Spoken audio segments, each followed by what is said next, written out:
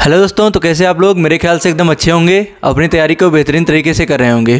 तो दोस्तों, जैसा कि RWA का आज का मॉक टेस्ट अटेम्प्ट हो चुका होगा आपका, तो आज मैं आप लोगों को इसका बहुत ही बेस्ट एनालिसिस देने वाला हूं। और जैसा कि कुछ बच्चे कमेंट कर रहे हैं कि उनको बहुत ज़्यादा डिमोटिवेट हो रहे हो RWA के इस टाइम जो वो मॉक टेस्ट दे रहे हैं उनसे, क्योंकि मॉक टेस्ट का लेवल उन्होंने हार्ड कर दिया है, तो बच्चों के मतलब नंबर्स कम आ रहे हैं। तो आप लोगों को पूरा का पूरा सोल्यूशन दूंगा कि आप लोगों को मॉक टेस्ट अटेम्प्ट करना चाहिए कि नहीं करना चाहिए।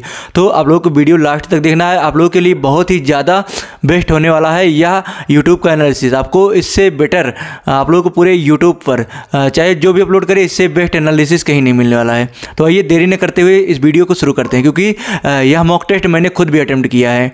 तो इससे मैं आप लोगों को अटेम्प्ट इसलिए करता हूँ कि आप लोगों को बहुत ही ज़्यादा बेस्ट एनालिसिस दे पाऊँ। तो आप लोगों के लिए बहुत ज़्यादा बेस्ट होने वाला है वीडियो, आप लोगों को लास्ट तक जरूर देखना है। तो सबसे पहले मैं अपना स्कोर बताना चाहूँगा। मेरा स्कोर आप लोगों को स्क्रीन पर दिख रहा होगा, 124 पॉइंट कुछ नंबर्स आए हैं मेरे।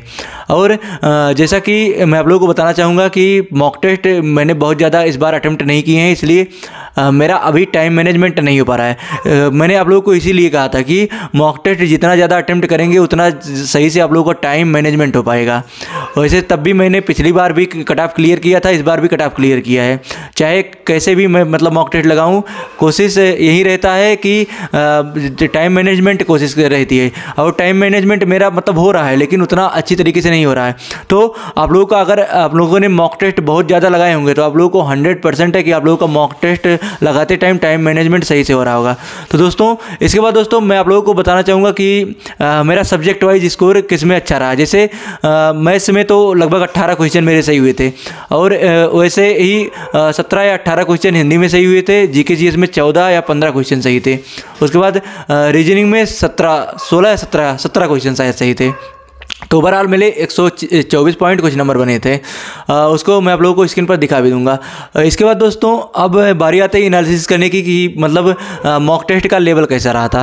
तो जैसा कि मैं आप लोगों को बताना चाहूँगा, रीजनिंग में इस टाइम RWA का जो मॉक टेस्ट आ रहा है, उसमें जिस टाइप के क्वेश्चन दिए जा रहे हैं रीजनिंग में, इससे पहले उस टाइप के क्वेश्चन नहीं पूछे गए थे। जैसे वो सिटिंग अरेंजमेंट का क्वेश्चन दे रहे हैं, वो भी बड़ा बड़ा, जैसा कि यूपी पुलिस, उसके बाद UPSI, इन सब के एग्जाम में पूछा जाता है। तो जहाँ तक मेरा ख्याल है, इतना ज़्यादा हार्ड बना के क्वेश्चन आप लोगों के एग्जाम में नहीं पूछा जाएगा। और अगर सिटिंग अरेंजमेंट का पूछा जाएगा भी, तो भी नॉर्मली कि साइड में बैठे हैं, अब वो मतलब एक वृत्त है, उसके अंदर इस टाइप के क्वेश्चन मेरे ख्याल से बहुत कम बनेंगे।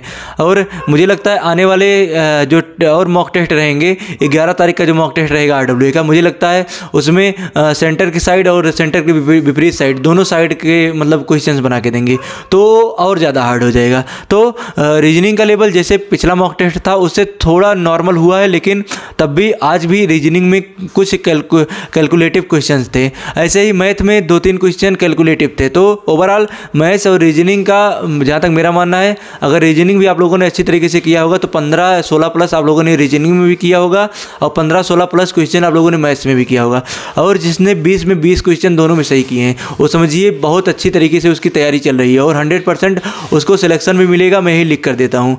इसके बाद दोस्तों, हिंदी में गद्यांश इस बार बहुत ही मतलब सिंपल टाइप के पूछे गए थे। तो गद्यांश का मेरे ख्याल से सबका पाँचों गद्यांश के क्वेश्चन सही होंगे, और जो त्रुटि वाले वाक्य थे वो भी लगभग नॉर्मल ही थे। तो मेरे ख्याल से अगर हिंदी का ओवरऑल मतलब एनालिसिस किया जाए, तो हिंदी इस बार जैसे पिछली बार भी हिंदी नॉर्मल आई थी, इस बार भी हिंदी नॉर्मल आई है। पिछली बार गद्यांश में 1-2 क्वेश्चन थोड़ा मतलब घुमाने वाले पूछे गए थे, लेकिन इस बार गद्यांश से जो भी क्वेश्चन आए हैं वो भी नॉर्मल ही आए। तो हिंदी का ओवरऑल अगर एनालिसिस किया जाए तो हिंदी आप लोगों के लिए बहुत ही साधारण थी, और हिंदी में आप लोगों ने अच्छा स्कोर किया होगा।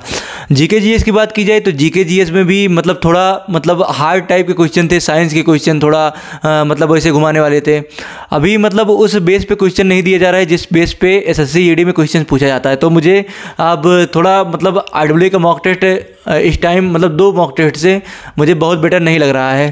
तो आप लोगों को मैं यही कहूँगा कि आप लोगों को 11 तारीख वाला एक बार अटेम्प्ट कर लेना है। उसके बाद कोई भी मॉक टेस्ट, चाहे RWA का हो चाहे फिर टेक्स्ट बुक का हो, कोई भी मॉक टेस्ट अटेम्प्ट नहीं करना है। बस आप लोग क्या कर सकते हैं, जो मॉक टेस्ट आप लोगों ने अटेम्प्ट किया है उसका एनालिसिस करिए, और जो भी क्वेश्चन आप लोग को गलत हुए हैं उनको मतलब सुधारने की कोशिश कीजिए, उस टाइप के क्वेश्चन सॉल्व कीजिए। और डाउटनेट पे आप लोग सर्च करके मैथ्स के भी क्वेश्चन सॉल्व कर सकते हैं।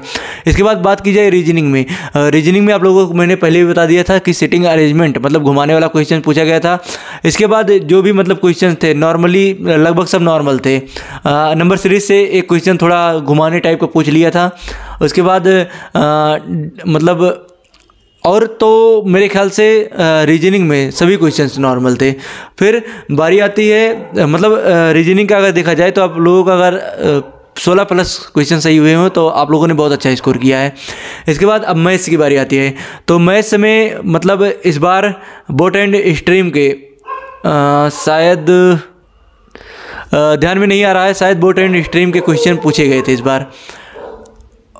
और मैथ्स में आप लोगों का मेंसुरेशन का जो क्वेश्चन आया था वो भी लगभग फार्मूला ही बेस्ड था।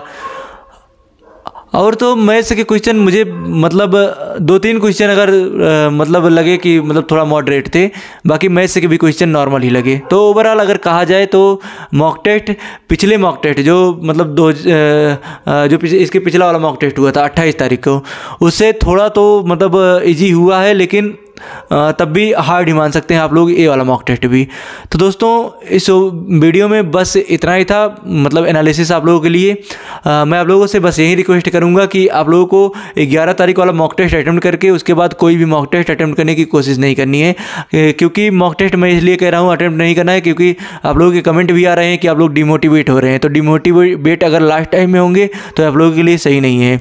आप लोग बस पढ़ाई करते रहिए, 100% आप लोगों को सफलता मिलेगी। अगर मॉक टेस्ट में आप लोगों का अभी स्कोर कम आ रहा है तो उससे डरने की कोई ज़रूरत नहीं है। अगर आप लोग मॉक में 110 नंबर्स भी ला रहे होंगे तो आप जब एग्जाम देंगे तो आप लोगों का 120 प्लस नंबर्स आएंगे। इससे आप लोगों को टेंशन फ्री रहना है। तो दोस्तों इस वीडियो में बस इतना ही था। मेरे ख्याल से आप लोगों को वीडियो अच्छी लगी होगी।